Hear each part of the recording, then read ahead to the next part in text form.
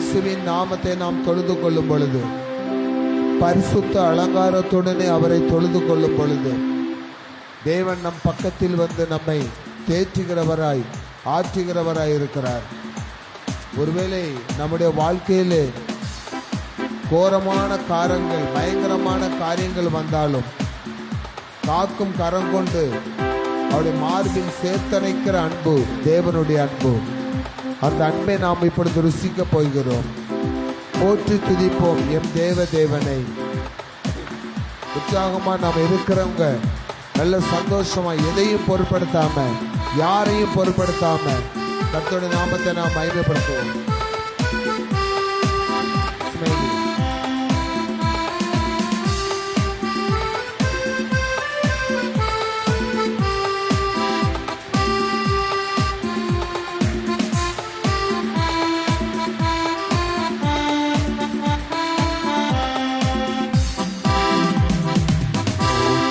துதிப்போம் என் தேவனை புதிய இதயமுடனே.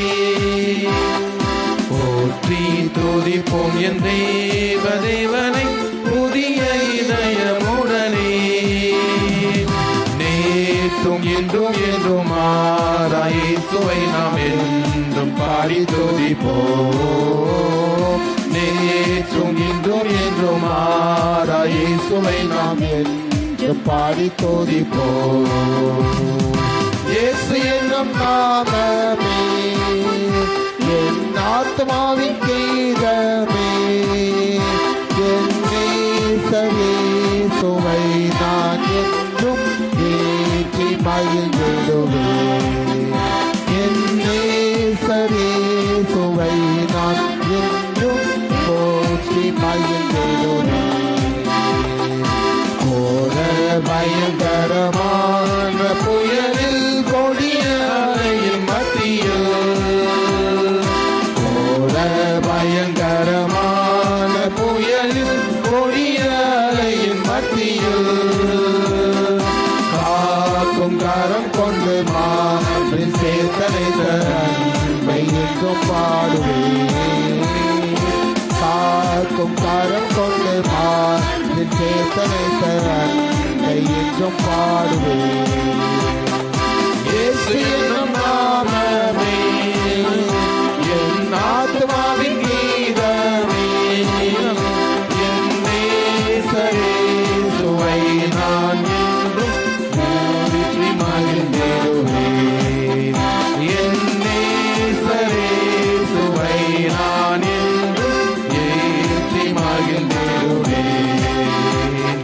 தாய் நதி போன்ற சோதனையிலும் சோதனைந்து மாறாதே. நதி போன்ற சோதனையிலும் சோதனைந்து மாறாதே. பிஞ்சைய தோணியோடு பாதுகாத்த அன்பை என்றும் பாடுவேன். பிஞ்சைய தோணியோடு பாதுகாத்த அன்பை என்றும் பாடுவேன். இயேசு என்னும் நாமமே என் ஆத்மாவின் கீதமே. கீதமே என் நேசரேசுவை நான் என்றும் ஏற்றி மகிழ்ந்திடுவேன். என் நேசரேசுவை நான் என்றும் ஏற்றி மகிழ்ந்திடுவேன். பாலகனையே மறப்பினும் நான் மறவேன் என்று சொன்னதால், தாய் தன் பாலகனையே மறப்பினும் நான் மறவேன் என்று சொன்னதால், தாழ்த்தி என்னை அவர் கையில் தந்து ஜீவ பாதை என்றும் ஓடுவேன். தாழ்த்தி என்னை அவர் கையில் தந்து ஜீவ பாதை என்றும் ஓடுவேன். இயேசு என்னும் நாமமே என் ஆத்மாவின் கீதமே. கீதமே என் நேசரேசுவை நான் என்றும் ஏற்றி மகிழ்ந்திடுவேன். என் நேசரே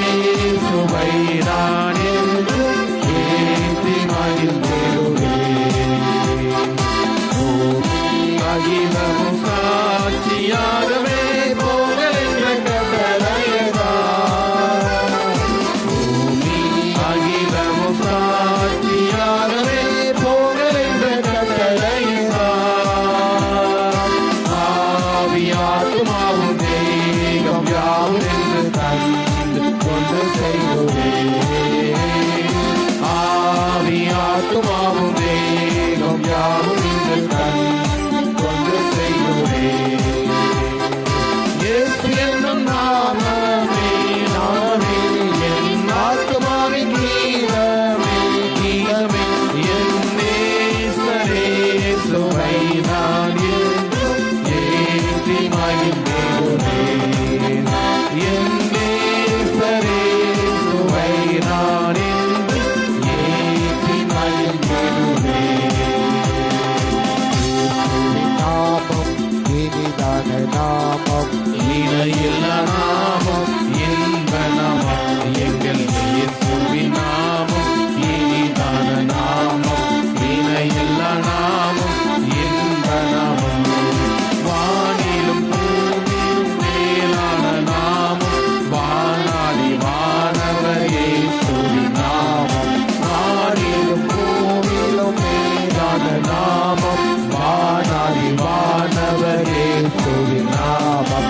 இயேசுவின் நாமம் இனிதான நாமம் இணையில்லா நாமம் இன்ப நாமம் எங்கள் இயேசுவின் நாமம். இனிதான நாமம் இணையில்லா நாமம். சாத்தானின் சேனையே சாத்தானின் சேனையை ஜெயித்திட்ட நாமம். சாபத்தின் சாசை துரத்திடும் நாமம்.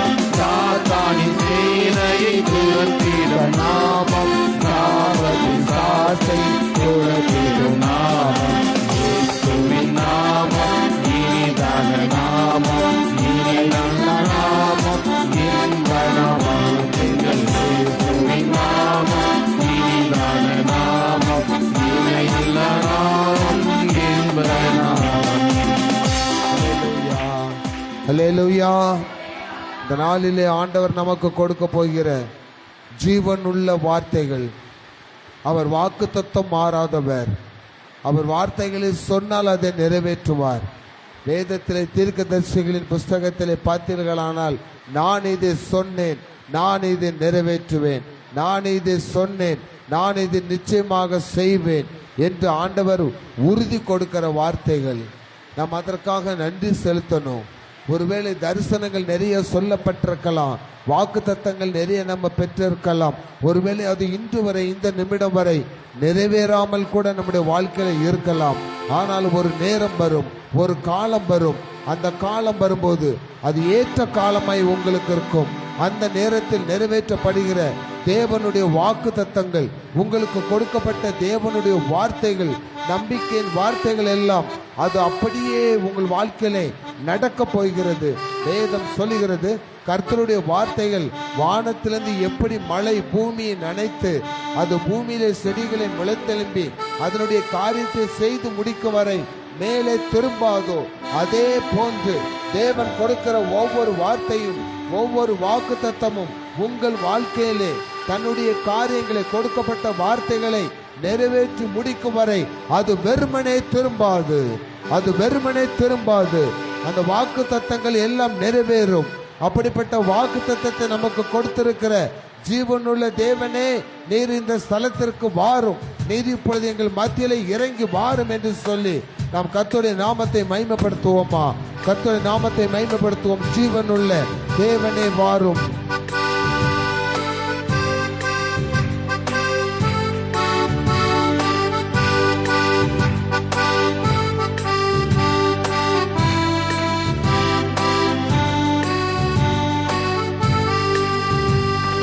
ஜீவனுள்ள தேவனே வாரும். ஜீவபாதையிலே நடத்தும் ஜீவனுள்ள தேவனே வாரும். ஜீவபாதையிலே நடத்தும் ஜீவ தண்ணீர் ஓடும் ஓற்றிலே ஜீவன் பெற என்னை நடத்தும். ஜீவ தண்ணீர் ஓடும் ஓற்றிலே ஜீவன் பெற என்னை நடத்தும். இயேசுவே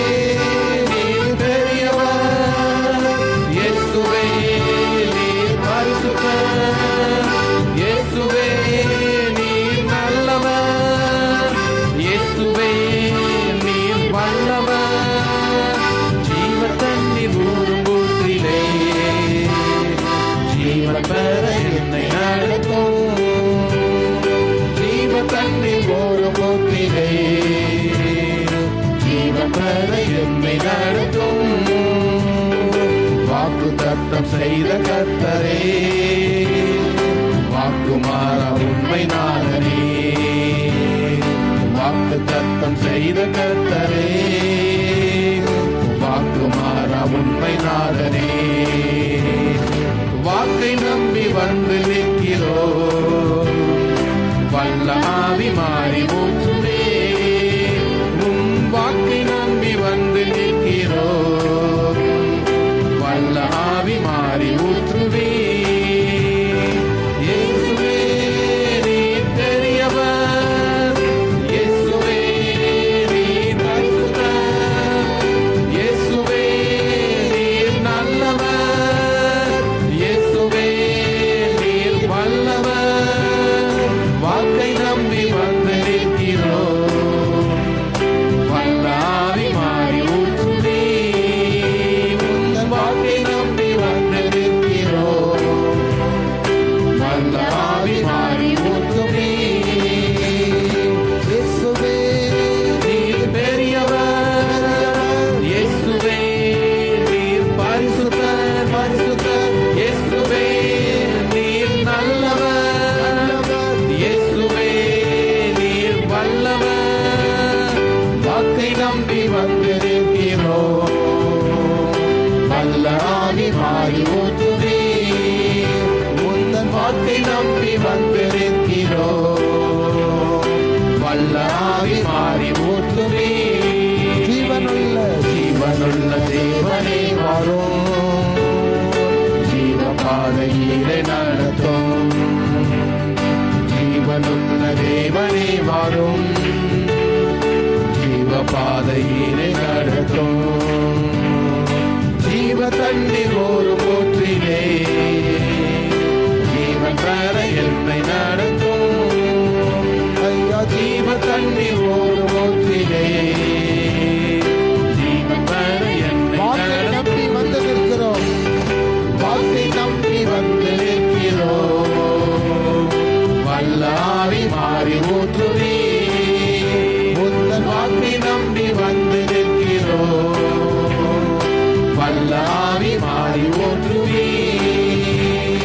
இயேசுவே நீர் பெரியவர், பெரியவர், இயேசுவே நீர் பரிசுத்தர், பரிசுத்தர், இயேசுவே நீர் நல்லவர், நல்லவர், இயேசுவே நீர் வல்லவர், வல்லவர். வாக்கை நம்பி வந்து நிற்கிறோம், வல்ல ஆவி மாறி ஊற்றுவே. உங்க வாக்கை நம்பி வந்து நிற்கிறோம், வல்ல ஆவி மாறி ஊற்றுவே.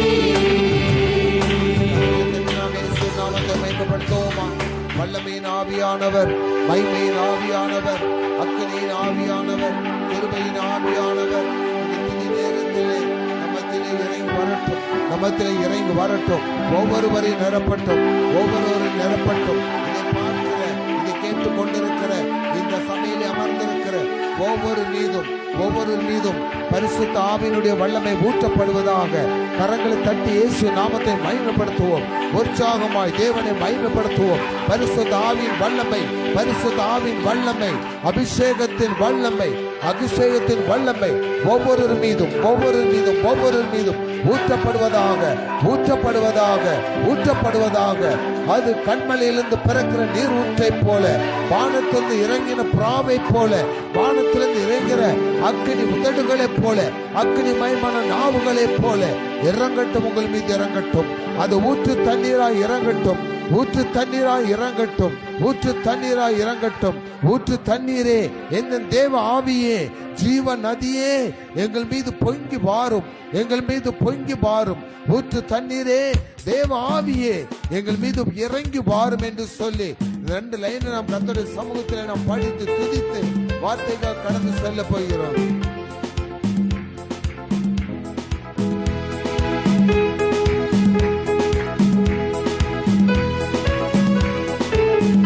கரங்களை தட்டி உற்சாகமாய் ஊற்று தண்ணீரே, எங்கள் தேவ ஆவியே, ஜீவநதியே, என்னில் பொங்கி பொங்கி வா. ஆமென். ஊற்று தண்ணீரே, எங்கள் தேவ ஆவியே, ஜீவநதியே, பொங்கி வா. ஆசீர்வதியும் என் நேச கர்த்தரே, ஆசீர்வதியும் என் நேச கர்த்தரே. ஆவியின் வரங்களினால் என்னை நிரப்பும், ஆவியின் வரங்களினால் என்னை நிரப்பும். ஊற்று தண்ணீரை எந்தன் தேவ ஆவியே, ஜீவநதியே என்னில் பொங்கி பொங்கி வா. ஊற்று தண்ணீரை எந்தன் தேவ ஆவியே, ஜீவநதியே என்னில் பொங்கி பொங்கி வா. ஊற்று தண்ணீரே என் தேவ ஆவியே, ஜீவநதியே என்னில் பொங்கி பொங்கி வா. ஹல்லேலூயா. இந்த நாளில் வாக்குத்தத்த செய்தியை கர்த்தர் ஆசீர்வதிக்கும்படி, சூழ்நிலைகளை நமக்கு சாதமாக மாற்றி தரும்படி ஸ்மைலி சிம்சோன் ஜெபம் பண்ணுமா. ஸ்தோத்திரம் ராஜா, நன்றி துதிக்கிறோம் ஸ்தோத்திரிக்கும் தகப்பனே. அப்பா, இந்த அருமையான செவ்வாய்க்கிழமை மாலை வேலைக்காக உமக்கு கூட நன்றி செலுத்திக்கிறோம் ராஜா. அப்பா, உண்மை ஆராதிக்க முடியாது அப்பா, ஒரு சிறு கூட்டமாக அப்பா எங்களை கொடி வர செய்த தயவுக்காக உமக்கு கூட நன்றி செலுத்திக்கிறோம் ராஜா. அப்பா, இப்போது கூட சப்பா இந்த நேரம் வரைக்கும் உண்மை பாடல்களை பாடி அப்பா உண்மை துதிக்கும்படியாக நீ தந்த சிலாக்கியத்துக்காக பாக்கியத்துக்காக உமக்கு நன்றி செலுத்திக்கிறோம். அப்பா, இப்போது கூட சப்பா இந்த செய்தி நேரத்துக்காக நாங்கள் கடந்து வந்திருக்கோம் தகப்பனே. அப்பா, எனக்கு எந்த விதமான தடைகள் வராதபடி நீர் பாதுகாத்துக் கொள்ளுங்கப்பா. அப்பா, கொஞ்ச நேரம் எங்கள் சூழ்நிலைகளை மாற்றி அப்பா இந்த மலைகளை நிறுத்தி ஏசப்பா உங்களுடைய வார்த்தைகளை நாங்கள் கேட்கறதுக்கு வந்து ஒவ்வொருத்தருக்கும் அப்பா அதை கேட்கறதுக்கு அப்பா நீ ஒரு அருமையான சூழ்நிலை நீங்கள் ஏற்படுத்தி கொடுக்க போற தயவுக்காக கூட நன்றி செலுத்திக்கிறோம் தகப்பனே. அப்ப இந்த மழையினால எங்களுக்கு எந்த விதமான தடைகளும் வராதபடி நீர் பாதுகாத்துக் கொள்ளுங்க. செய்தி நேரத்தை உங்களுடைய கருத்தை கொடுக்குறோம் அப்பா. உங்களுடைய வார்த்தை மூலமாக நீங்க எங்களோட பேசுங்க தகப்பனே. அப்பா, நாங்கள் கேட்கிறோம் அப்பா. வந்து ஒவ்வொருத்தருக்கும் அப்பா உங்களுடைய வார்த்தையாகிய மன்னா அப்பா எங்க வாழ்க்கைக்கு பிரயோஜனம் உள்ளதாக நீங்க மாற்றி தர போறதுக்கும் நம்ம கூட ஆண்டு நன்றி செலுத்திக்கிறோம். நிம்மதியான நேரத்தை நீரே பொறுப்படுத்திக் கொள்ளும் வழிநடத்தும் மீட்பர் இயேசு கிறிஸ்து ஜெபிக்கிறோம் ஜீவனுள்ள பிதாவே, ஆமென். தயவுசெய்து உட்காருவோம். ஏசாயா தீர்க்கதரிசியின் புஸ்தகம் 48 அதிகாரம் 10 வசனத்தை எடுத்தவர்கள் வாசிங்க. ஏசாயா 48 அதிகாரம் 10 வசனம்.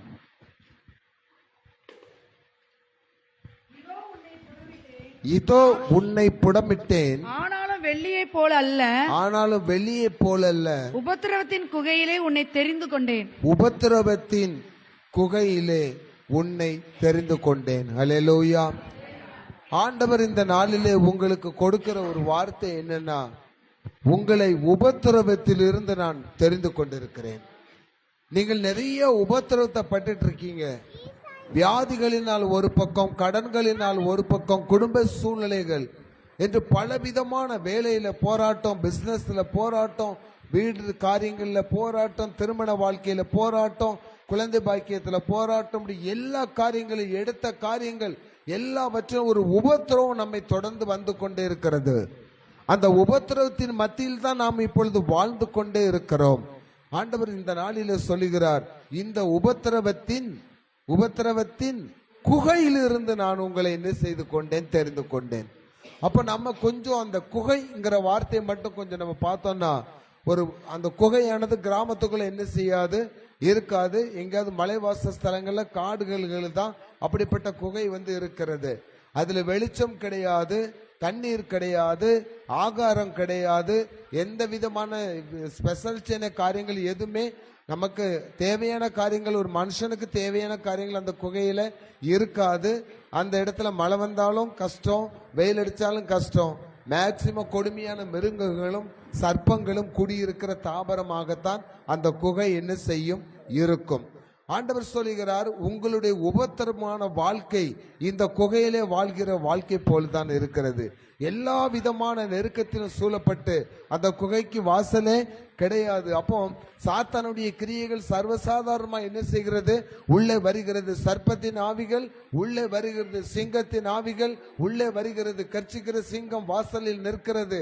உள்ளே இருக்கிற நாம் வாழ்கிற வாழ்க்கை ஒரு உபத்திரத்தின் வாழ்க்கை, பயம் நிறைந்த வாழ்க்கை, கஷ்டம் நிறைந்த வாழ்க்கையில நாம் வாழ்ந்து கொண்டிருக்கிறோம் அல்லவா.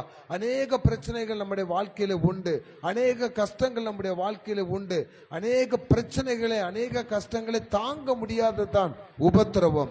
ஆண்டவர் சொல்லுகிறார், இப்படிப்பட்ட உபத்திரவத்தில் இருக்கிற அவருடைய பிள்ளைகளை, அவருடைய கர்த்தருடைய பிள்ளைகளை அந்த குகையிலிருந்து நான் தெரிந்து கொண்டேன் என்று சொல்லுகிறார். அப்போ உங்களை ஆண்டவர் இன்னைக்கு தெரிந்து எடுத்து கொண்டு வந்திருக்கிறாருன்னா, நீங்க எல்லாருமே எங்க இருக்கிறீங்களா? நீங்க வீட்டுல இருக்கலாம், மாடி வீட்டுல இருக்கலாம், பங்களாவில் இருக்கலாம், ஆனால் ஆண்டவர் சொல்லுகிறார், நீ வாழ்ற வாழ்க்கை உபத்திரம் நிறைந்த ஒரு வாழ்க்கை, உபத்திரவத்தின் வாழ்க்கையில இருக்கிற. ஆண்டவர் சொல்லுகிறார், இன்னைக்கு நான் உங்களை அங்கிருந்து தெரிந்து கொண்டேன்.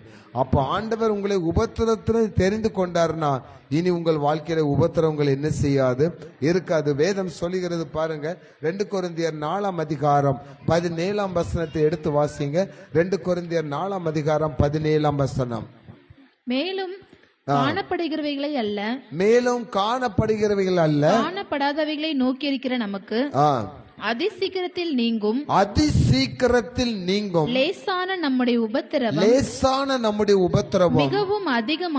மிகவும் அதிகமான நித்திய கன மகிமையை நமக்கு உண்டாக்குகிறது. அல்லேலூயா. சங்கீதத்திலே ஒரு சங்கீதம் சொல்லுகிறது, கர்த்தர் மேல் பாரத்தை என்ன செய்து விடு, வைத்து விடு, அவரை எல்லாவற்றையும் பார்த்துக் கொள்வார். புதிய ஏற்பாட்டிலே ஆண்டவர் சொல்லுகிறார், வருத்தப்பட்டு பாரம் சுமக்கிறவர்களே நீங்கள் எல்லாரும் என்னிடத்தில் பாருங்கள். அந்த பாரம், அந்த உபத்திரவம், அந்த கஷ்டம் வச்சிருக்கவங்க எல்லாரும் ஆண்டவர் என்ன சொல்றார், என்கிட்ட நீங்க என்ன செய்யுங்க, வாங்க, நான் அது உங்களுக்கு என்ன செஞ்சிருவேன், லகுவாக்கி இளைப்பாறுதல் என்ன செய்வேன், கொடுத்துருவேன். இப்ப ஆண்டவர் சொல்லுகிறார், அதி சீக்கிரத்தில் உங்களுடைய உபத்திரவங்கள் என்ன செய்ய போகிறது, நீங்க போகிறதாம். ஒரு சம்பவத்தை மாத்திரம் தான் நான் சொல்ல போறேன். 2 ராஜாக்களின் புஸ்தகம் 4ஆம் அதிகாரம் 1ஆம் வசனத்தை எடுத்தவங்க வாசித்து பாருங்க. தீர்க்கதரிசிகளுடைய புத்திரரில் ஒருவனுக்கு மனைவியா இருந்த ஒரு ஸ்திரீ எலிசாவை பார்த்து உமது அடியானாகிய என் புருஷன் இறந்து போனான், உமது அடியான் கர்த்தருக்கு பயந்து நடந்தான் என்பதை அறிவீர். கடன் கொடுத்தவன் இப்பொழுது என் 2 குமாரரையும் தனக்கு அடிமைகளாக்கி கொள்ள வந்தான் என்றான். போதும். ஒரு சின்ன சம்பவம் தான். எலிசா தீர்க்கதரிசி அந்த பகுதிக்கு வந்திருக்கும் போது அங்க ஒரு அம்மா சொல்றாங்க, என் புருஷன் இறந்து போயிட்டாரு, அவர் கடவுளுக்கு பயந்தவர் தான், ஆனால் அவர் நிறைய கடன் என்ன செஞ்சிருக்கிறாரு, வாங்கி வச்சுட்டு என்ன செஞ்சிட்டாரு, இறந்து போயிட்டாரு. இப்ப அந்த கடனை என்னால என்ன செய்ய முடியல, அடைக்க முடியல. நான் விதவை ஆயிட்டேன், நான் புருஷனை இழந்துட்டேன், இனிமே எனக்கு எந்த வகையிலும் வருமானம் வர்றதுக்கு வாய்ப்பு இல்லை. என் பிள்ளைகள் சம்பாத்தியம் பண்ணி எனக்கு கொடுத்தா தானே என்ன செய்ய முடியும், வாழ முடியும். அப்படிப்பட்ட ஒரு நெருக்கடியான வாழ்க்கையிலே, ஒரு உபத்திரமான வாழ்க்கையில அந்த தாய் வாழ்ந்து கொண்டிருக்கிறாள். அந்த நேரத்துல தான் எலிசா அந்த இடத்திற்கு வாராருன்னா அங்க ஒரு வார்த்தை இருக்குது, என் கணவன் கர்த்தருக்கு பயந்து நடக்கிற ஒரு மனுஷன். அப்போ கர்த்தருக்கு பயந்து நடக்கிறவங்க எப்பேற்பட்ட உபத்திரத்துல இருந்தாலும் அந்த உபத்திரத்திலிருந்து உங்களை விடுதலை ஆக்குவதற்கு தேவன் ஒரு தூதனை அனுப்புகிறார். ஹல்லேலூயா. அதனாலதான் அதிசீக்கிரத்தில் நீங்கும் இந்த உபத்திரவம். அப்போ இன்னைக்கு நம்ம நிறைய உபத்திரத்துல இருக்கோம், அதுல இருந்து விடுதலை பெற முடியாம இருக்கிறோம்னா ஒரே ஒரு வீக்னஸ் தான் நம்மகிட்ட இருக்கு, நாம் கர்த்தருக்கு பயந்து என்ன செய்யல, நடக்கல. நம்முடைய இஷ்டம் போல என்ன செஞ்சிட்டு இருக்கோம், வாழ்ந்துட்டு இருக்கோம். நீங்க 128ஆம் சங்கீதம் முதல் வசனத்தை வாசித்து பாருங்க. சங்கீதம் 128:1 எடுத்து வாசித்து பாருங்களேன். மனப்பாடமா நமக்கு தெரியும். சொல்லுமா, கர்த்தருக்கு பயந்து எவனோ அவன் பாக்கியவான். அடுத்த வசனம் வாசிங்க. உன் கைகளின் பிரயாசத்தை நீ சாப்பிடுவாய், உனக்கு பாக்கியமும் நன்மையும் உண்டாயிருக்கும். அல்லேலூயா. அப்போ கடன் பட்டுட்டான் அப்படின்னாச்சுனாலே கடன் படுகிற அளவுக்கு அவங்க குடும்பத்துல வருமானம் இல்ல, அவங்களுடைய கையின் பிரயாசங்கள் ஒண்ணும் என்ன செய்யல, ஆசீர்வதிக்கப்படல. கஷ்டப்பட்டு உழைக்கிறாங்க, கடினமா உழைக்கிறாங்க. ஒரு சகோதரி ஞாயிற்றுக்கிழமை செஞ்சுக்கு போயிருக்கும் போது, ஊழியத்துக்கு போயிருக்கும் போது ஒரு பெரிய பணக்காரமா வந்தாங்க. அந்த கிராமத்துல உள்ளவங்க தான். அவங்க சொன்னாங்க, என் வயல்ல இவ்வளவு விளைச்சல் வருது, என்னுடைய பிள்ளைகள் இவ்வளவு பேர், அந்த பக்கா கிராமம் இருந்தாலும் அந்த பசங்களாம் படிச்சு நல்ல வேலையில இருக்கிறாங்க, நல்ல வருமானம் வருது. ஆனா மாச கடைசியான என் கையில காசே என்ன செய்ய மாட்டேங்குது, இருக்க மாட்டேங்குது. நீங்க சொன்னா நம்ப மாட்டீங்க ஐயா, எங்க வீட்டுல 13 லட்ச ரூபா கடன் இருக்குது எங்களுக்கு.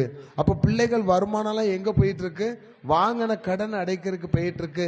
ஏன் கடன் வந்துச்சுன்னு கேட்டா, நாங்க வயல்ல விதைச்ச நேரத்துல மழை பெய்யல, எல்லாமே என்ன செஞ்சு போச்சு, கருகி போச்சு. அதனால திருப்பி நாங்க என்ன செஞ்சோம், ஒரு போர் போட்டு ஒரு மோட்டர் வாங்கி திருப்பி போட்டோம். திருப்பி நல்ல விளையிற நேரத்துல மழை வந்து எல்லாத்தையும் என்ன செஞ்சிடுச்சு, அழிச்சிடுச்சுன்னா அவளுடைய கையின் பிரயாசம் என்ன செய்யப்படல, ஆசீர்வதிக்கப்படல. இன்னைக்கு நம்ம நிறைய சம்பாத்தியம் பண்ணலாம், பல வகையில் நம்முடைய குடும்பங்களுக்கு வருமானம் வரலாம்.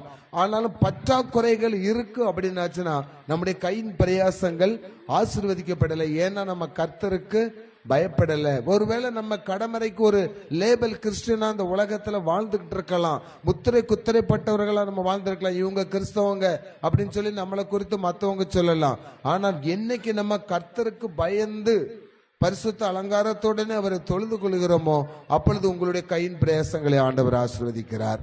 அப்படி ஆசீர்வதிக்கிற போது இந்த கடன்கிற உபத்திரம் நமக்கு என்ன செய்யாது, வராது. நம்ம கடன் வாங்க வேண்டிய அவசியமே இருக்காது. வேதம் சொல்லுகிறது, நீ கடன் என்ன செய்ய மாட்டாய், வாங்க மாட்டாய், மற்றவங்களுக்கு என்ன செய்வாய், கொடுப்பாய். அப்ப இன்னைக்கு ஆண்டவர் சொல்லுகிறாரு, இந்த கடன் பிரச்சனையிலிருந்து உங்களுக்கு நான் என்ன செய்ய போறேன், இந்த உபத்திரத்திலிருந்து விடுதலை கொடுக்க போறேன். இனிமேல் உங்கள் கரங்கள் நீட்டுகிற கரங்கள் அல்ல, கொடுக்கிற கரங்களாய் மாறப்போகிறது. அல்லேலூயா. மற்றவர்களுக்கு கொடுக்கும் கரங்களாய் மாறப்போகிறதா.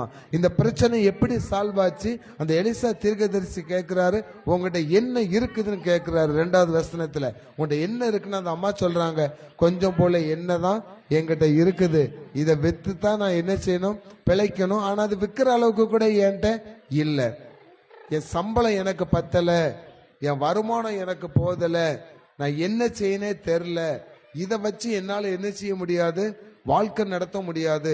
ஒரு குடும்பத்துக்கு 30,000 ரூபாய் வருமானம் வரும். அந்த மாசத்துல பிள்ளைகளுக்கு டேம் ஃபீஸ் எவ்வளவு கட்ட வேண்டியிருக்கும், 40,000 ரூபாய் கட்ட வேண்டியிருக்கும். அப்ப இந்த 30,000 ரூபாய் சம்பளத்தை வச்சு வீட்டு செலவுங்க பார்ப்பாங்களா, மற்ற காரியங்களை பார்ப்பாங்களா, பிள்ளைக்கு ஃபீஸ் கட்டுவாங்களா?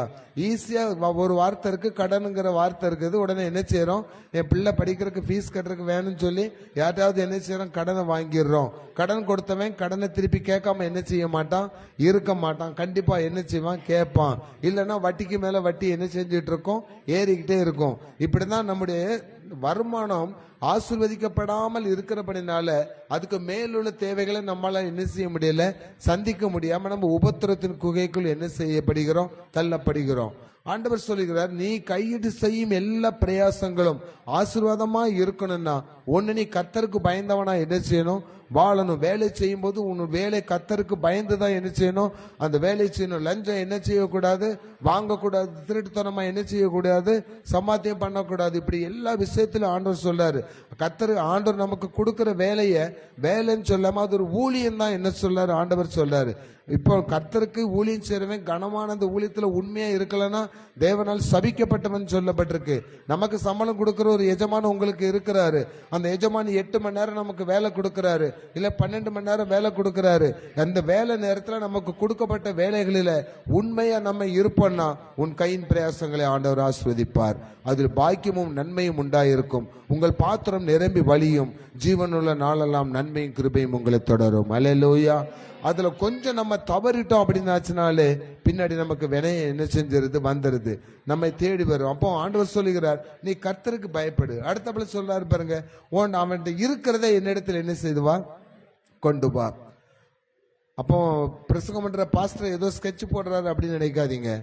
உன்கிட்ட இருக்கிறத இதை எனக்கு ஆண்டவர் என்ன செய்வாரு, ஆசீர்வதிப்பார் அப்படின்னு நீங்க முதல்ல நினைக்கணும். உடனே பாஸ்டர் இருக்கிறத எடுத்து இங்க கொண்டு வான்னு சொல்றாரு, அப்படி ஒரு தவறான ஆங்கிளுக்கு சடனா என்ன செஞ்சிடக்கூடாது, பெயரக்கூடாது. அப்படி நான் கேட்கவும் மாட்டேன் உங்ககிட்ட. வேற யார் வேணாலும் கேட்கலாம், நான் கேட்க மாட்டேன். உங்களிடத்துல இருப்பதை என்கிட்ட இவ்வளவுதான் இருக்கு ஆண்டவரே அப்படின்னு யார்கிட்ட போய் சொல்லுங்க. பக்கத்து வீட்டுக்காரன் சொல்லாதீங்க, ஏத்த வீட்டுக்காரன் சொல்லாதீங்க. நீங்க யார்கிட்ட சொல்லணும், கர்த்தர் இடத்தில் சொல்லுங்க. என்னுடைய வருமானம், இந்த மாதத்தினுடைய வருமானம் இவ்வளவுதான் ஆண்டவரே, இதுக்குள்ளாக நான் குடும்பத்தை என்ன செய்யணும், கடன் இல்லாமல் என்ன செய்யணும், நடத்தணும். என் குடும்பத்துல யாராவது வந்தா கஷ்டப்பட்டவங்களுக்கு நான் இருக்கிறத எடுத்து என்ன செய்யணும், கொடுக்கணும். இந்த வருமானத்தை நீங்க என்ன செய்யுங்க, ஆசீர்வதித்து தாங்கன்னு ஆண்டவர்கிட்ட கொடுக்கும் பொழுது, அப்படித்தான் எலிசா கேட்ட உடனே அந்த அம்மா சொன்னாங்க, எனக்கு கொஞ்சம் போலதான் என்ன செய்யுது இருக்குதுன்னு சொன்னாங்க, அதை என்னிடத்தில் கொண்டு வா. அப்ப அந்த அம்மா வேற மாதிரி சொல்லி இருக்கலாம், இதை உன்கிட்ட கொடுத்துட்டு நான் எங்க போறது, இல்லாட்டி இவரு இதை வச்சு என்ன பண்ண போறாரு, அப்படிலாம் எதுவுமே யோசிக்கல. நான் சொல்ற அந்த வார்த்தைகளை மட்டும் கொஞ்சம் கவனிங்க. அவர் எதுவுமே என்ன செய்யல, அந்த அம்மா என்ன செய்யல, யோசிக்கல. இவ்வளவு தானே இருக்கு, இதை கொண்டு இவர்கிட்ட கொடுத்தா இவர் என்ன பண்ணுவார் அப்படிங்க திங்கிங்கே இல்லாம இருக்கிறத எடுத்து என்ன செஞ்சுட்டாங்க, இதுதான் இருக்குன்னு சொல்லி கொடுத்தாங்க. அதை எலிசா ஆசீர்வதித்தார். அந்த எண்ணெய் எடுக்க எடுக்க குறையாமல் வந்தது. அவளுடைய வாழ்நாள் முழுவதும் அதை விற்று அவள் சுகமாய் வாழ்ந்தாள். ஹல்லேலூயா. அப்போ அதுக்கு ஒரு அனுக்கிரகத்தை நமக்கு ஆண்டவர் என்ன செய்யறாரு, கொடுக்கிறாரு.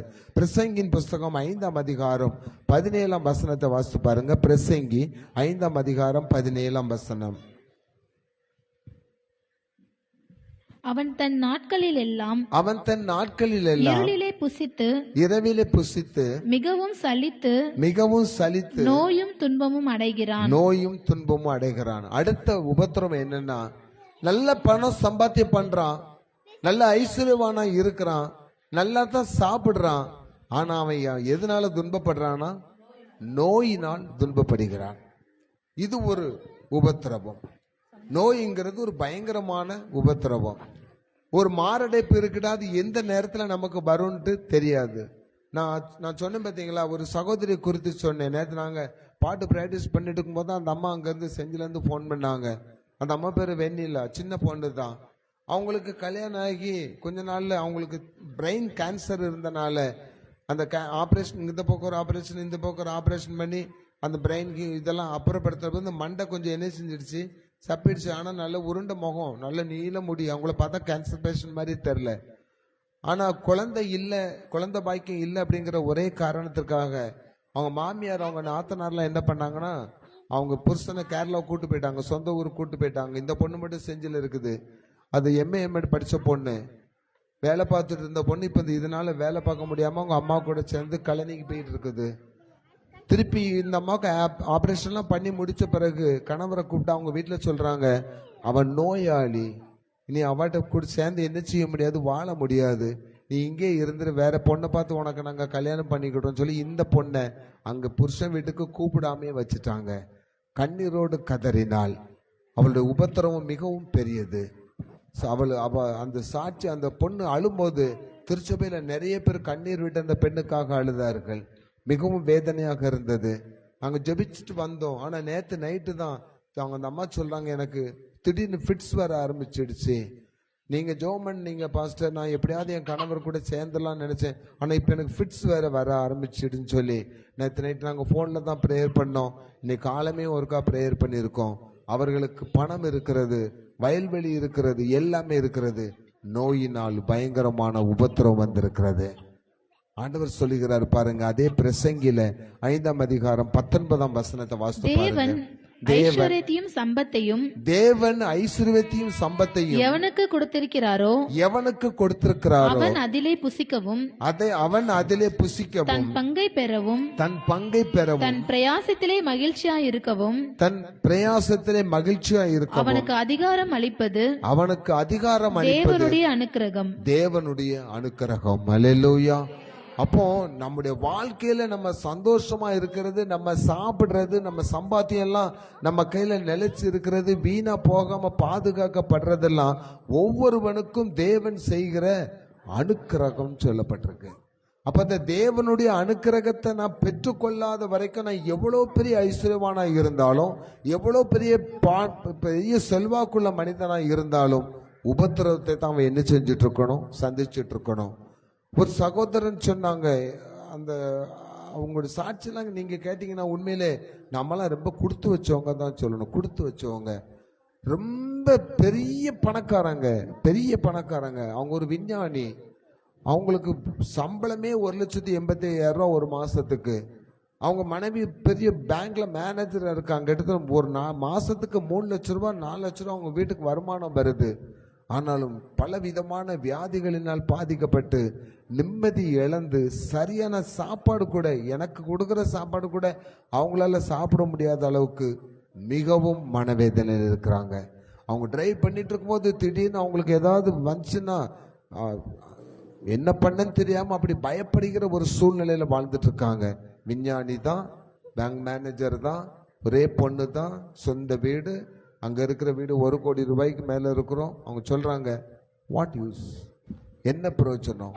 அப்ப அதை அனுபவிப்பதற்கு அவங்களுக்கு அனுக்கிரகம் கிடைக்கல. அவங்க இந்து மதத்திலிருந்து இப்போ ஆண்டவர்களாக ரட்சிக்கப்பட்டு ஒரு பெரிய சபையை இப்பதான் ஆரம்பிச்சிருக்கிறாங்க. அப்போ தேவன் ஒவ்வொரு மனிதனுடைய வாழ்க்கையிலும் நமக்கு ஒரு நன்மை செய்யறாருன்னா அது நன்மை நம் அனுபவிப்பதற்குரிய அனுக்கிரகத்தை நமக்கு கொடுக்கிறார். அல்லேலூயா. அந்த அனுக்கிரகம் நமக்கு கிடைச்சால் மாத்திரமே நமக்கு இருக்கிற கொஞ்சத்தை கூட சந்தோஷமா என்ன செய்ய முடியும், அனுபவிக்க முடியும். நம்ம கஞ்சி குடிச்சாலும் அதை சந்தோஷமா என்ன செய்யணும், குடிக்கணும். கூழ் குடிச்சாலும் சந்தோஷமா என்ன செய்யணும், குடிக்கணும். பிரியாணி சாப்பிட்டாலும் அது சந்தோஷமா என்ன செய்யணும், சாப்பிடணும். ஒன்றுமில்லாத நிலைமையில் இருந்தாலும் சந்தோஷமா நம்ம என்ன செய்யணும், இருக்கணும். அப்போ வெளிப்படுத்தல் எழுதின அந்த நிருபத்தில் சுவிசேஷத்துல 2ஆம் அதிகாரம் 10ஆம் வசனத்தை வாசிங்க. இன்னொரு 5 நிமிஷத்துல முடிச்சிடறேன். வெளிப்படுத்தல் 2ஆம் அதிகாரம். படப்போகிற பாடுகளை குறித்து நீ படப்போகிற பாடுகளை குறித்து எவ்வளவும் பயப்படாதே, எவ்வளவும் பயப்படாதே. இதோ நீங்கள் சோதிக்கப்படும் பொருட்டாக நீ சோதிக்கப்படும் பொருட்டாக பிசாசானவன் உங்களில் சிலரை லிசன், பிசாசானவன் உங்களில் சிலரை காவலில் போடுவான். 10 நாள் உபத்திரப்படுவீர்கள். 10 நாள் உபத்திரப்படுவீர்கள். ஆகிலும் மரண பரியந்தம் உண்மையாயிரு. நீ மரண பரியந்தம் உண்மையாயிரு. அப்பொழுது ஜீவகிரீடத்தை உனக்கு தருவேன். ஆண்டவர் சொல்றாரு, பிசாசானவன் பயங்கரமான சோதனைகளை உங்களுக்கு உபத்திரத்தை என்ன செய்ய போறான், கொண்டு வரான். அது திருப்பி நான் அதை உங்களுக்கு ரிமைண்ட் பண்ணி சொல்ல வேண்டிய அவசியம் இல்லை. பிசாசின் தந்திரங்கள் சொல்லப்பட்டிருக்கு, பிசாசின் சர்ப்பத்தினுடைய வஞ்சகங்கள் சொல்லப்பட்டிருக்கு, அசுத்த ஆவியின் கிரியைகள் சொல்லப்பட்டிருக்கு, வெள்ளி சூனிய மந்திரங்கள் என்று ஏவுதல் காரியங்களை குறித்து சொல்லப்பட்டிருக்கிறது. வன்கண்ணின் ஆவிகள், பொறாமையின் ஆவிகள், எரிச்சலின் ஆவிகள் என்று சொல்லப்பட்டிருக்கிறது. ஏதாவது ஒரு ரூபத்துல பிசாசு என்ன செய்யறான், கர்த்தருடைய பிள்ளைகளுக்கு விரோதமான காரியத்தை கொடுத்து அவங்களை என்ன பண்ணிட்டு இருக்கானா, உரல்ல போட்டு இடிக்கிற மாதிரி என்ன செஞ்சிட்டு இருக்கான், இடிச்சுக்கிட்டே இருக்கான். அதனால தான் பேதுருவை பார்த்து இயேசு சொன்னாரு, பேதுருவே, சாத்தான் ஒன்னு சொலவுல போட்டு புடைக்கிற மாதிரி என்ன செஞ்சிருவான், புடைச்சி எடுத்துருவான். நீங்க படைக்கிறதுக்கு ஒப்பு கொடுக்கப்படுறீங்க. ஆண்டவர் நம்மளை, அதான் முதல்ல வாஸ்தவம், வெள்ளியை புடமிடுவதே போல, தங்கத்தை புடமிடுவது போல ஆண்டவர் நம்மளை, கர்த்தருடைய பிள்ளைகளை அதுக்கு ஒப்பு கொடுத்து அந்த உபத்திரத்தின் மத்தியில் நீ எப்படி இருக்கங்கிறத என்ன செய்யறாரு பாக்குறாரு. அப்ப இன்னைக்கு உங்களுக்கு ஒரு நல்ல செய்தியை நான் சொல்றேன். இன்னைக்கு உங்களுக்கு உபத்திரம் இருக்கு, பாடுகள் இருக்கு, கஷ்டம் இருக்குன்னா ஆண்டவர் உங்களை என்ன செஞ்சிட்டு இருக்காரு, புடமிட்டு கொண்டு இருக்கிறார். சிலரை வெளியே போல என்ன செய்யறார், புடமிடுகிறார். சிலரை பொன்னை புடமிடுவது போல என்ன செய்கிறாரா, புடமிடுகிறாரா. யோபு சொன்னார் பாத்தீங்களா, ஆண்டவர் என்னை புடமிட்டாலும் நான் எப்படி வருவேன், சுத்த பொன்னாக என்ன செய்வேன், வெளி வருவேன். அப்போ வெள்ளியில களிம்பு இருக்குது, இந்த தங்கத்துல மண் இருக்கும். வெள்ளிய அவங்க புடமிடும் போது அதுல களிம்புகள் நீங்க அதை என்ன செய்யறாரு, சுத்திகரிக்கிறாரு. ரெண்டுமே எங்க தான் போடப்படுது, நெருப்புல தான் போடப்படுகிறது. இந்த நெருப்பு தான் நம்முடைய வாழ்க்கையில இருக்கிற உபத்திரவம். இதுக்குள்ளதான் நம்ம சிக்கி தவிச்சுக்கிட்டு இருக்கிறோம். எப்படி நம்ம இதுல இருந்து விடுதலையாக முடியலன்னு சொல்லிட்டு இருக்கோம். நம்ம புலம்பிட்டு இருக்கோம். இந்த உபத்திரம் எதுக்கு வந்துச்சு தெரியாம புலம்பிட்டு இருக்கோம்.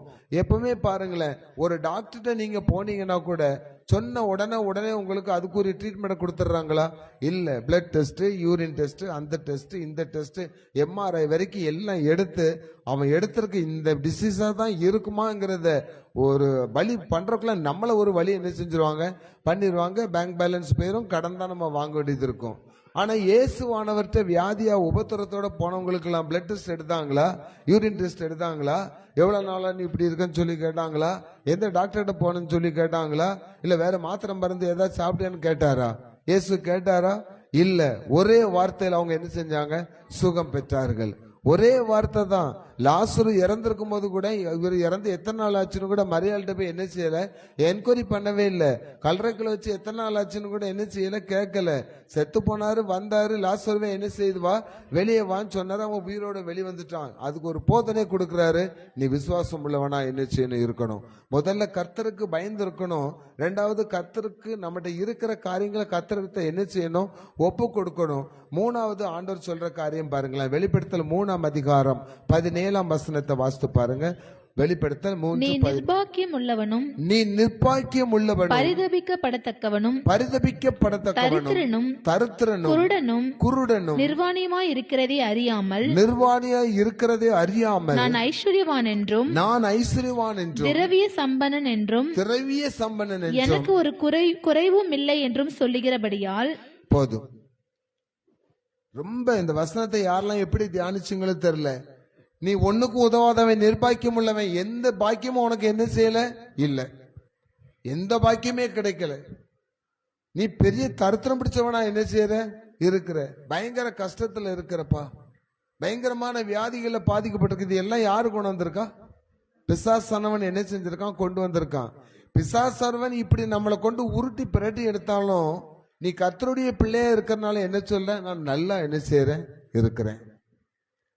ஒன்றும் இல்லாதது இருந்தும் நீ எனக்கு அப்படி இல்லை என்று சொல்லாமல், எனக்கு ஒண்ணுமே கிடைக்கல, ஒண்ணுமே தரல, எதுவுமே எனக்கு நடக்கல அப்படி சொல்லாமல், ஆனா உனக்கு ஒண்ணுமே உண்மையில என்ன செய்யல? கிடைக்கல. உண்மை உங்களுடைய பாக்கியங்கள் எதுவுமே உங்களுக்கு என்ன செய்யல? கையில என்ன செய்யல? சேரல. தேவனுடைய ஆசீர்வாதங்கள் உங்கள் வாழ்க்கையில வரல. அவருடைய வாக்கு தத்தங்கள் உங்கள் வாழ்க்கையில என்ன செய்யல? நிறைவேறல. ஆனால் இல்லாததை இருக்கிறவர்களாக செய்கிற ஆண்டவர், காணாதவைகளை நாம் காணும்படி செய்கிற ஆண்டவர் நமக்குள்ள என்ன செய்யணும்? இருந்தா விசுவாசத்துல ஒரு அறிக்கை எடுக்கிறோம். நீங்க எப்படி இருக்கீங்கன்னு கேட்டா, நிறைய கிறிஸ்தவ பிள்ளைகள், நல்ல பிள்ளைகள் கர்த்தருடைய கிருபையினால எப்படி இருக்கிறேன்? நல்லா இருக்கேன்னு சொல்லுவாங்க. சொல்லும் போது இருமிட்டு தான் இருப்பாங்க. ஆனா வார்த்தை எப்படி வரும்? கர்த்தருடைய கிருபையினால் எப்படி இருக்கிறேன்? நல்லா இருக்கேன்னு சொல்லுவாங்க. அவிவிசுவாசியா இருக்கிறவங்க கையில பைபிளை வச்சுக்கிட்டு அதை நம்பாதவங்க, என் பாடி எனக்கு தானே தெரியும், உனக்கன்னு நீ எப்படி இருக்கிற? நல்லா இருக்கிற, நான் எங்க நல்லா இருக்கேன்னு சொல்லுவாங்க. அந்த நான் எங்க நல்லா இருக்கேன்னு யாரெல்லாம் சொல்றாங்களோ அவங்க கடைசி வரைக்கும் அந்த வார்த்தையை என்ன செஞ்சுட்டு இருப்பாங்க? சொல்லிட்டு இருப்பாங்க. வியாதி பெற்றிருந்தும், பலவீனமாயிருந்தும், தரித்திரமாயிருந்தும், கஷ்டமாயிருந்தும், நிறைய பிரச்சனைக்குள்ள இருந்தும் கர்த்தர் என்னை நல்லா வைத்திருக்கிறாருன்னு யாரெல்லாம் விசுவாசத்துல அறிக்கையிடுகிறாங்களோ அவங்களை கர்த்தர் மேன்மையாக வைத்திருப்பாரு. அல்லேலூயா. அப்போ நம்முடைய வாயிலிருந்து வருகிற வார்த்தைகள் எல்லாம் இல்லை என்று சொல்லாதபடி பைபிள் சொல்லுது, தேவனால் வருகிற ஆசீர்வாதமே உங்களுக்கு ஐஸ்வர்யத்தை தரும், அதனோடு அவர் என்ன செய்யார்? வேதனையை கூட்ட மாட்டார். கொஞ்சம் ஆசீர்வாதமா இருக்கலாம், குறைவான ஆசீர்வாதமா இருக்கலாம். பைபிள் ஒரு வசனம் சொல்லுகிறது, ஆண்டவரே நான் ஒன்றும் இல்லாமல் தரித்திரனாய் போய் கடன் வாங்கி நான் அழிஞ்சு விடாதபடி, அளவுக்கு அதிகமா எனக்கு செல்வம் வந்து எனக்குள்ள தற்பெருமை என்ன செஞ்சிடக்கூடாது, வராதபடி அன்றன்றுள்ள படியை எனக்கு அளந்து தாரும் அப்படின்னு ஒரு ஜெபம் இருக்குது. அப்ப ஆண்டவர் நமக்குன்னு கரெக்டா வச்சிருக்கிறாரு. அவனுக்கு என்ன வேணுமோ அதை தான் அவர் நினைச்சுவார் கொடுப்பாரு. இன்னைக்கு எனக்கு பிரியாணி கொடுக்கணும்னு ஆண்டவர் நினைச்சிட்டாருன்னா பிரியாணி நினைச்சுவார் கொடுப்பாரு.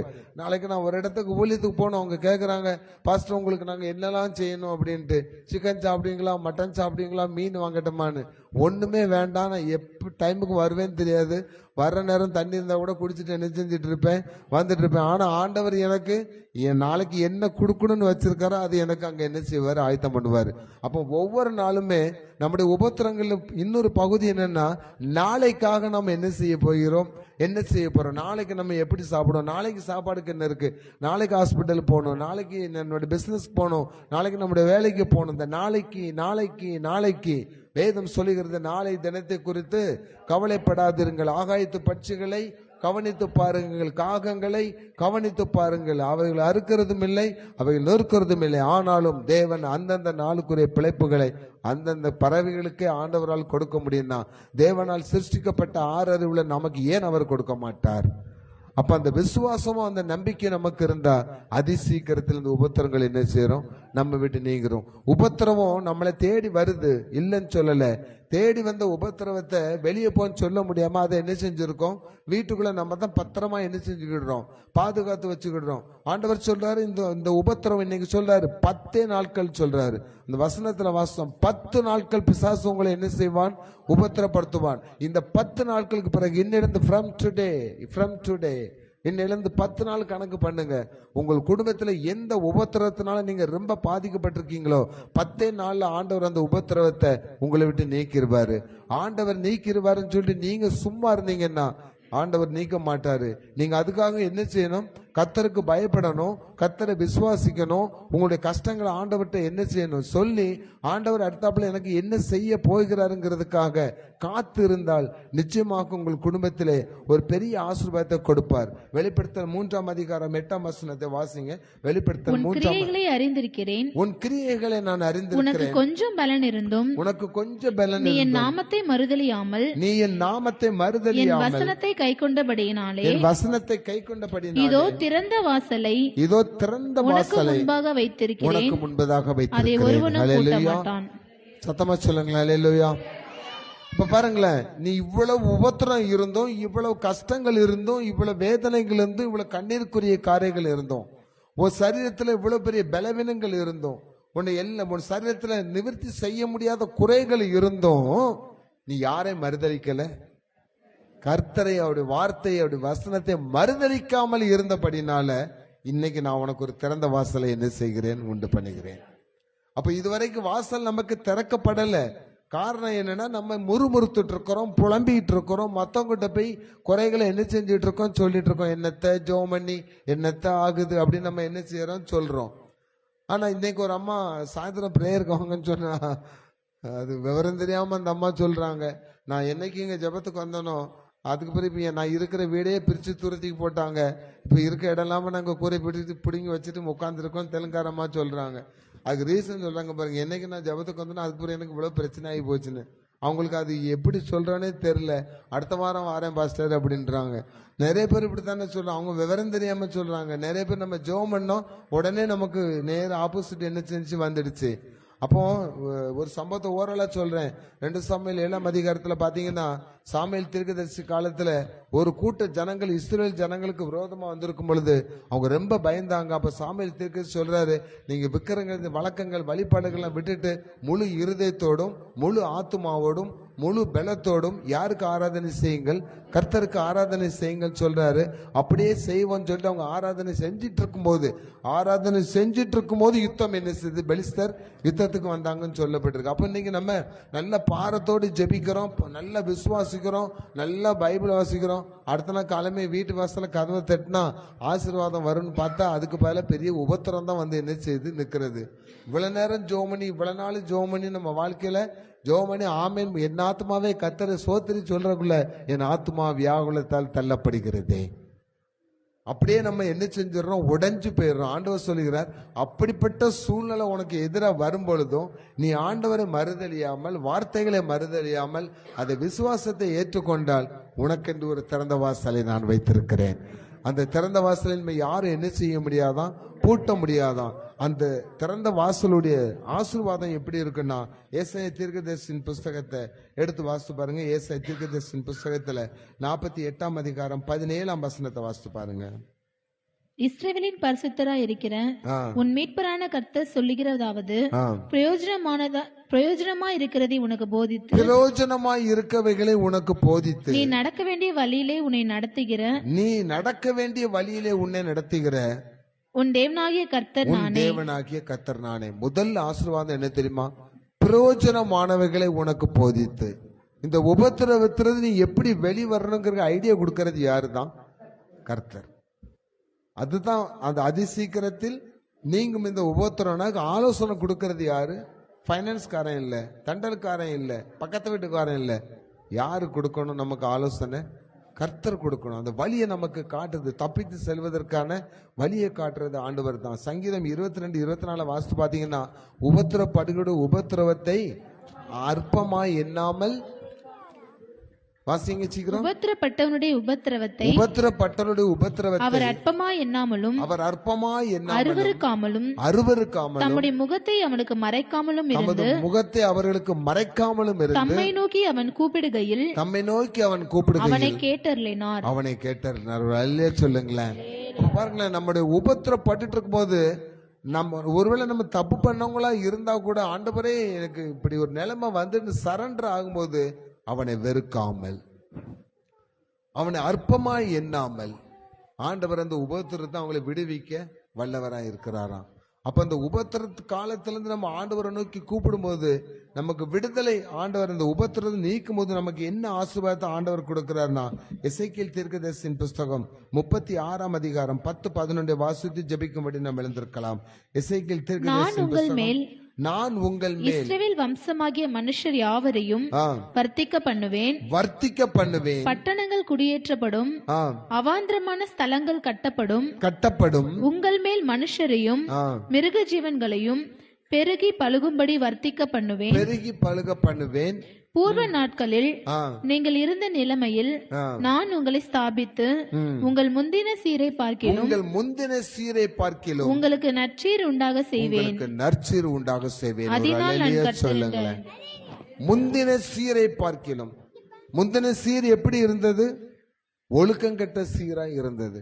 ஏதோ கொஞ்சம் ஆசீர்வாதம் இருந்துச்சு, அங்கொன்னு இங்கொன்னும் ஆசீர்வாதம் இருந்துச்சு. அதான் அன்னன்னைக்கு என்ன செய்யறது, சாப்பிடுறது, தூங்குறது, வேலைக்கு போறது, வர்றதுக்கு பலன் கிடைக்கிறதுலாம் ஒரு சின்ன ஆசீர்வாதம். ஆனா சீர்கெட்ட வாழ்க்கை நம்முடைய வாழ்க்கையில நிறைய காரியங்கள் என்ன இருந்தது. ஆண்டவர் சொல்லுகிறார், இனிமேல் நான் நற்சீர் உண்டாக செய்ய போகிறேன். எல்லா காரியத்திலும் நற்சீர், நல்ல காரியம், நல்லதை ஆண்டவர் என்ன செய்ய போறாராம், செய்ய போகிறாராம். அப்படி செய்யணும் அப்படின்னாச்சுன்னா நம்ம வாசித்த அந்த வேத பகுதியில் உள்ள ஒவ்வொரு ஷெட்யூல் படியும் எந்த ஒரு சூழ்நிலையிலையும் கர்த்தரை நம்ம என்ன செய்யக்கூடாது, பின்வாங்கி என்ன செய்யக்கூடாது, போகக்கூடாது. அவருடைய நாமத்தை நம்ம என்ன செய்யக்கூடாது, மறுதளிக்க கூடாது. நம்முடைய பிரச்சனைகள்லாம் யார்கிட்ட கொண்டு போகணும், நிவர்த்தி செய்கிற தீர்த்து வைக்கிற அவர்கிட்ட தான் கொண்டு போகணும். அதுக்கு மேல எல்லா காரியமும் நடக்கணும்னா கர்த்தருக்கு என்ன செய்திருக்கணும், பயந்து அவர் வழியில் நடக்கணும். கர்த்தருக்கு பயப்படுறது மாத்திரமல்ல, முழு இருதயத்தோடு அவருக்கு என்ன செய்யணும், ஆராதனை செய்யணும். இவ்வளவு காரியங்களை நம்ம செஞ்சுட்டு இருந்தோம்னா 10 நாட்களிலே, இப்ப சேலஞ்சாவே நான் சொல்றேன், 10 நாட்களிலே உங்கள் உபத்திரவம் சீக்கிரத்தில் நீங்கிவிடும். இந்த வாக்குத்தத்தம் இன்னைக்கு உங்களை நீங்க கேட்டிருக்கீங்க, அது உங்க வாழ்க்கையில நிறைவேறணும். ஆண்டவர் சொல்கிறார், இதை நானே சொன்னேன், நானே இதை நிறைவேற்றுவேன். ஹல்லேலூயா. அவர் நிறைவேற்ற தயாரா இருக்கிறாரு. உங்க கடன் பிரச்சனையிலிருந்து உங்களை விடுதலையாக்க தயாரா இருக்கிறாரு. உங்க நோயிலிருந்து உங்களை விடுதலையாக்க தயாரா இருக்கிறாரு. உங்க நஷ்டங்கள்லேருந்து உங்களை விடுவிக்க தயாரா இருக்கிறார். உங்களுடைய பிசினஸ் ஆசீர்வதிக்க தயாரா இருக்கிறார். உங்களுடைய வருமானங்களை ஆசீர்வதிக்க தயாரா இருக்கிறார். உங்கள் குடும்பத்தில் வர்த்திக்க பண்ண தயாரா இருக்கிறார். பிள்ளை பேற்றுகளை கொடுக்க தயாரா இருக்கிறார். திருமண வாழ்க்கையை கொடுக்க தயாரா இருக்கிறார். பெற்றுக்கொள்ள நீங்கள் தயாரா? நாம் எழுந்திருந்து ஜெபிக்கலாம். பாப்பா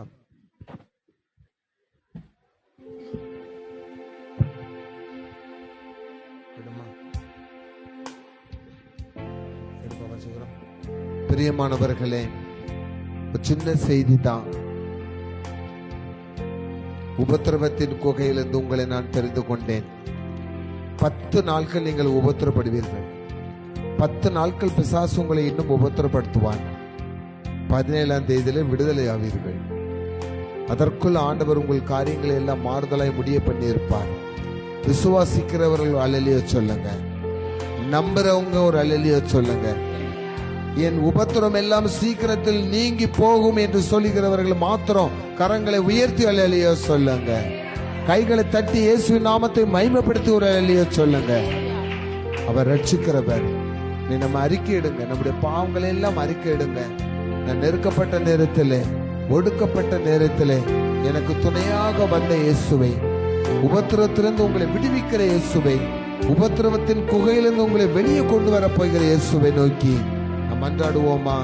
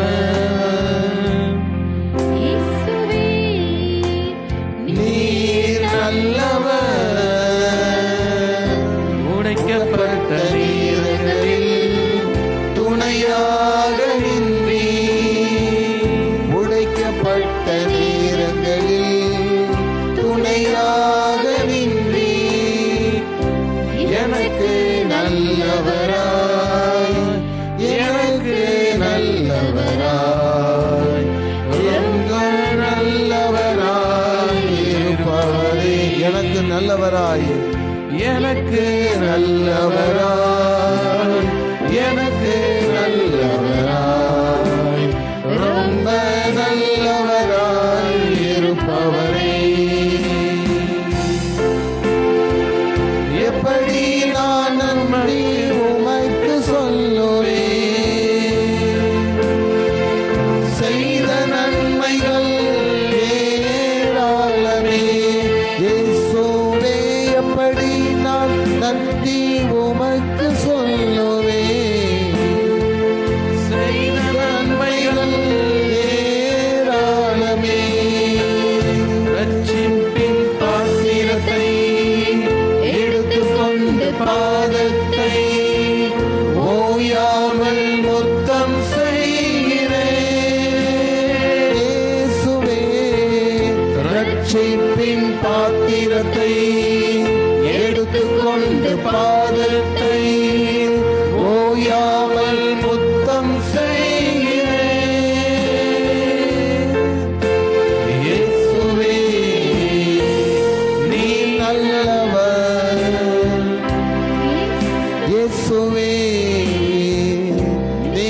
நல்லவர், நெருக்கப்பட்ட நேரங்களில் துணையாக நின்றீர். நான் நெருக்கப்பட்ட நேரங்களில் துணையாக நின்றீர். எனக்கு நல்லவராய், எனக்கு நல்லவராய், என்றும் நல்லவராய் இருப்பவரே. எனக்கு நல்லவராய், எனக்கு நல்லவராய், ரொம்ப நல்லவராய் இருப்பவரே. ஜெபம் பண்ண கடவோம். ஆண்டவரே, நான் உபத்திரவத்தினால் நெருக்கப்பட்டிருக்கிறேன். வியாதி என்கிற உபத்திரவத்தினால் நெருக்கப்படுகிறேன். கடனுங்கிற நெருக்கத்தினால் உபத்திரப்படுகிறேன். அப்பா, என் சொந்தக்காரர்கள், உறவினர்கள், பிள்ளைகளால் நான் உபத்திரப்படுகிறேன். ஆண்டவரே, எல்லா கோணங்களில் நான் நெருக்கப்பட்டு கொண்டே இருக்கிறேன். ஆண்டவரே, நிறைய உபத்திரவங்களை அனுபவித்துக் கொண்டிருக்கிறேன். ஆண்டவரே, உபத்திரப்படுகிற உபத்திரவத்தை அற்பமாய் எண்ணாத தேவன், அவர்கள் கூப்பிடுகிற சத்தத்துக்கு செவி கொடுக்கிற தேவன் எங்கள் மத்தியில் இருக்கிறீரே. நீர் எங்களுக்கு ஆதரவு கொடுப்பீரா? இதோ ஒரு திறந்த வாசலை வைத்திருக்கிறேன். இனி நான் உனக்கு நற்சீர் உண்டாக பண்ணுவேன்னு சொன்னீங்கப்பா. உபத்திரவத்தின் குகையிலிருந்து உங்களை நான் தெரிந்து கொண்டேன்னு சொன்னீங்கப்பா. இதை தெரிந்து கொள்ளப்பட்ட ஜனங்களாய் இந்த இடத்துல இருக்கிற எமது மக்களுக்கென்று ஆண்டவர் இவர்கள் உபத்திரவத்திலிருந்து விடுதலை கொடுத்து அதிசீக்கிரத்தில் நீங்கும் இந்த உபத்திரவம் உங்களுக்கு லேசான இந்த உபத்திரவம் சொல்ற லேசான இந்த உபத்திரவத்தை கத்தர் நீக்கி மகிழ்ச்சியும் கனத்தையும் உண்டாக பண்ண போகிறார். ஆண்டவர் சொல்லுகிறார், பொறுத்திருங்கள், இன்னும் 10 நாட்கள் தான், இன்னும் 10 நாட்கள் உங்களுடைய கிரியைகளுக்கு தக்கதான பலனை அவர் அளிப்பார். 10 நாள்னு சொல்லிட்டு நீங்க அது பாட்டுக்கு இருந்தா வேலைக்கு ஆகாது. உங்கள் கிரியைகளுக்கு தக்கதான பலனை அவர் அளிப்பார். நிச்சயமாகவே ஒரு முடிவு உண்டு. உங்கள் நம்பிக்கை வீண் போகாது. உங்களுடைய சகல உபத்திரங்களிலிருந்து கர்த்தர் உங்களுக்கு விடுதலை கொடுத்து ஆசீர்வதிக்கப்பட்ட ஒரு திறந்த வாசலை கர்த்தர் உங்களுக்கு தருவாராக. இயேசுவின் நாமத்தில் நாங்கள் அவிதமாய் உங்களை ஆசீர்வதிக்கிறோம். கர்த்தர் சொல்லுகிறவர், சொன்ன வார்த்தை நிறைவேற்றுகிறவர். இந்த வாக்கு தத்தம் உங்கள் வாழ்க்கையிலே நிறைவேறுவதாக. இயேசுவின் நாமத்தில் ஜெபிக்கிறோம் நல்ல பிதாவே. உன்னதத்தில் இருக்கிற தேவனுக்கு மகிமையும் பூமியிலே சமாதானமும் மனுஷன் மேல் பிரியமும் உண்டாவதாக. எல்லாரும் சேர்ந்து சொல்லுவோமா? என் ஆத்துமாவே கர்த்தரை சோத்திரி, என் முழு உலகமே பரிசுத்த நாமத்தை சோத்திரி. என் ஆத்துமாவே கர்த்தரை சோத்திரி, கர்த்தர் செய்த சகல உபகாரங்களையும் மறவாதே. ஆமேன், ஆமேன், ஆமேன்.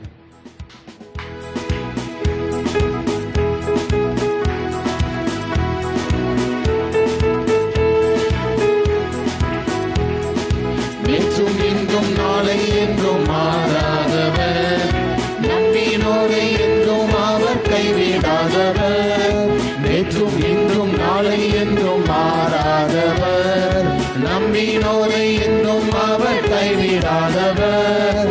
நம்பத்தக்கவர், உண்மை உள்ளவர், சொன்னதை செய்பவர். அல்லேலூயா. நம்பத்தக்கவர், உண்மை உள்ளவர், சொன்னதை செய்பவர். பொய் சொல்ல அவர் மனிதனல்ல, மனம் மாற அவர் புத்திரனல்ல. பொய் சொல்ல அவர் மனிதனல்ல, மனம் மாற அவர் புத்திரனல்ல.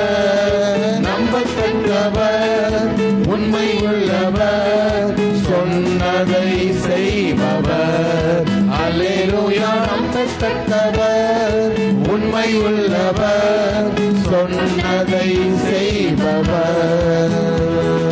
நேற்றும் இன்றும் நாளை என்றும் மாறாதவர், நம்பியோரை என்றும் அவர் கைவிடாதவர். நேற்றும் இன்றும் நாளை என்றும் மாறாதவர், நம்பினோரை என்றும் அவர் கைவிடாதவர். நம்பத்தக்கவர், உண்மை உள்ளவர், சொன்னதை செய்பவர். அல்லேலூயா. நம்பத்தக்கவர், உண்மை உள்ளவர், சொன்னதை செய்பவர். அல்லேலூயா, அல்லேலூயா. கர்த்தர் உங்களை ஆசீர்வதிப்பாராக.